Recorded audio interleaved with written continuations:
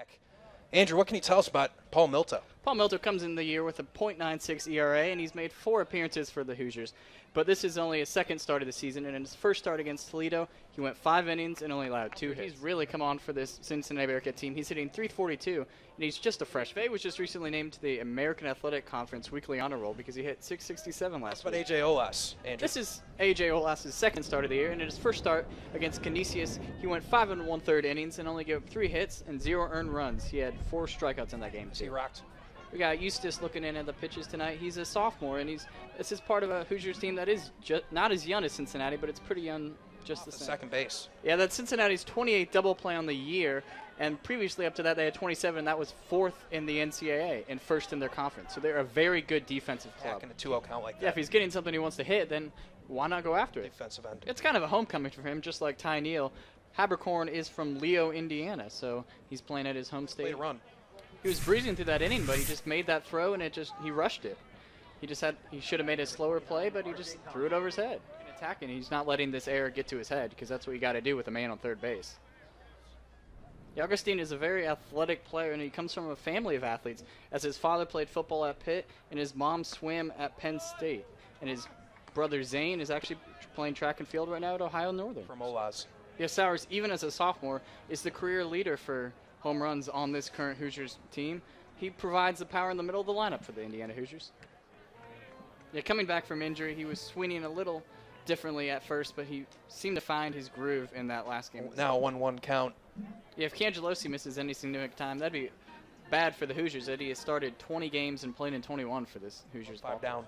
Yeah, he's really got it going in the second inning. He let someone on in the first, but he's come back firing. First base. Yeah, Feynman continues to be a really key cog of this Hoosiers offense, even as a freshman. And Will Height is coming into tonight with a 10-game hitting streak, and he was just recently named Big Ten Player of the Week as he hit .562 last week. Will Height, Feynman, and Sowers in this lineup, the Hoosiers can be a very dangerous team come Big Ten conference play.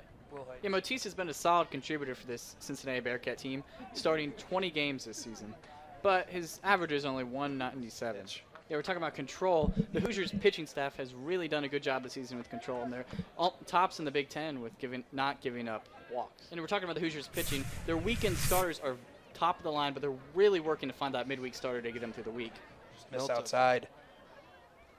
Yeah, McVeigh and Aldred really are the key parts of this Bearcat lineup, and they're very young, so they can continue to develop as a core going forward. They also might be talking about what they should do defensively with Butler there on second base.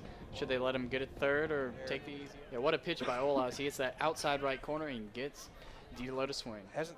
Yeah, Wenzel's getting a little off second base, but not too far where you could think he's going to steal. He's really getting on that left side of the plate, not allowing him to get anything to hit. That was a great pitch by him to get it in early and get ahead of the batter. Yeah, even though he hasn't walked many batters, his pitch count is still running up pretty quickly in the account.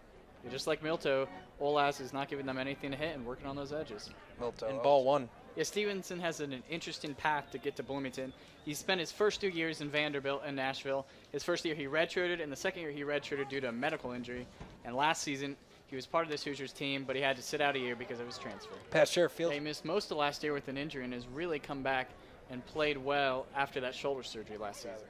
Yeah, good bit of small ball for the Cincinnati Bearcats, moving a runner up to third base and getting him just 90 feet closer to the plate.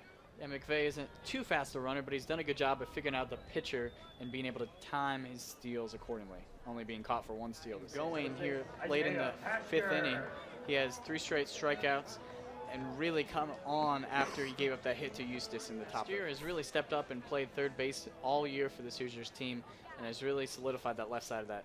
What a good throw by Feynman, beating him by a good 2 to 3 seconds there. He's really come in here and been successful when the Hoosiers have really needed to keep the score 3-0 so they can climb back into it.